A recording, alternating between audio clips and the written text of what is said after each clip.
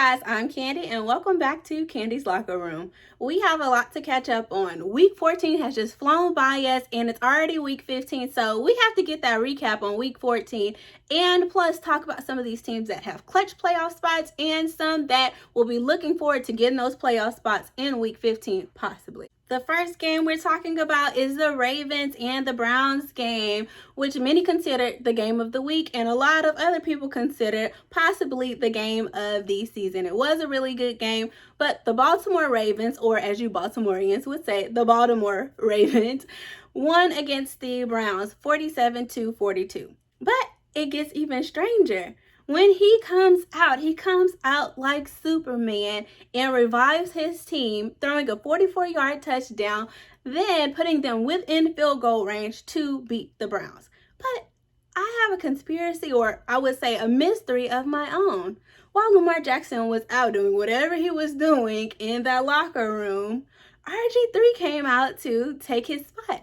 Who even knew this guy was still in the league? But hey, go Ravens. I knew it was coming. I'm sure you knew it was coming. Of course, we're going to talk about the Dallas Cowboys and the Bengals game. Now, I know this should have been an easy one for the Cowboys, and quite frankly, it was. The Cowboys beat the Bengals 32-7, but it was still a great game to watch. Let me tell you why. Well, if you didn't know, our temporary quarterback right now, Andy Dalton, used to play for the Bengals, and not only that, us Cowboys fans needed a little mood booster. Even if we were playing a high school football team, we needed to see that W on the board. And guess what, Cowboys haters? We still may be in the hunt for division champs. So go Cowboys! This third recap is the Eagles versus the Saints. The now 4-8-1 Eagles surprisingly beat the now 10-3 Saints. Slightly, but in a major way, with this quarterback, Jalen Hurtz, rookie quarterback, Jalen Hurtz. So a lot of people are saying, have the Eagles solved their quarterback problem? So I guess Eagle fans, you might be able to go ahead and start your little chant, fly Eagles fly. But not yet, not before this next game. So Jalen Hurtz faces off with KylerMurray this week in week 15. And then I think the verdict will be in. But right now, the verdict is still out on that Philadelphia Eagles quarterback spot. Let me tell you why this is going to be an interesting game to watch.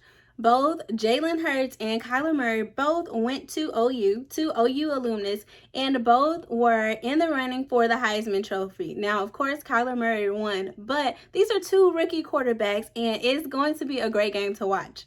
I don't know. This is going to be a tough one. I'm going to go with whoever wins. Speaking of verdicts, I just want to put this out there one more time that the Cowboys still could become division champs. NFC East teams are going against some tough teams this week, and we possibly could become division champs at the end of all of this, and even possibly, dare I say it, get to the Super Bowl. And speaking of playoffs and clinching spots and all of that good stuff, let's see who has that secured, who doesn't even have to worry about at this point getting into the playoffs because they are already there. So, according to my handy dandy source, let's see who has clinched those spots.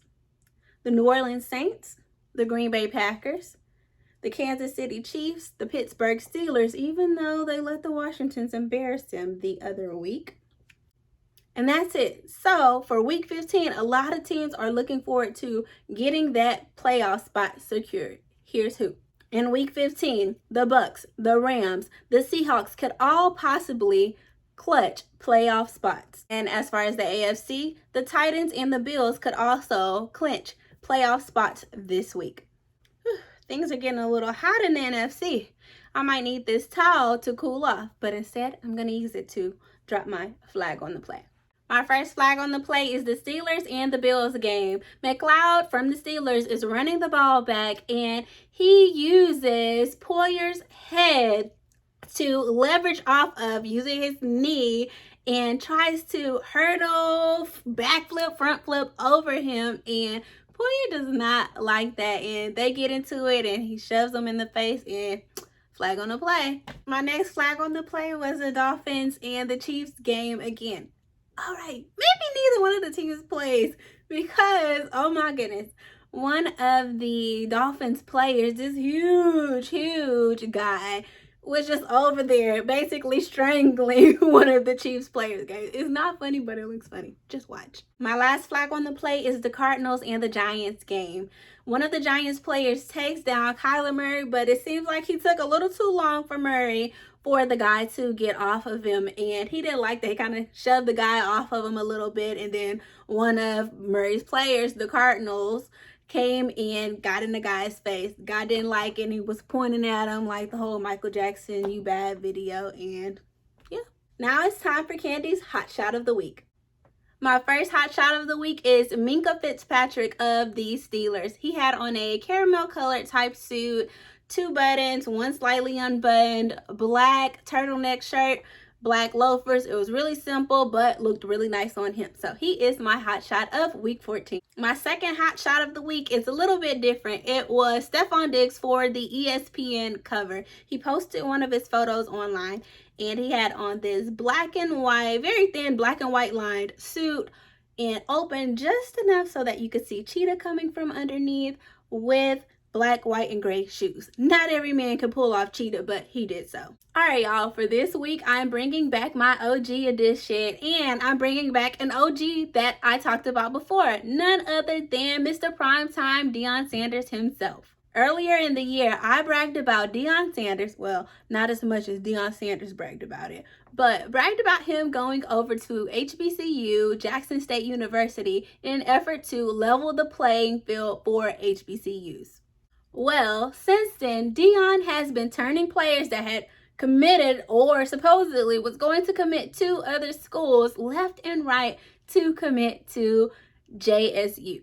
One of those lucky young players that will be coming to JSU to play under Coach Prime is none other than his very own son, straight out of high school, quarterback Shedeur Sanders. A father's dream, right? Well, not quite.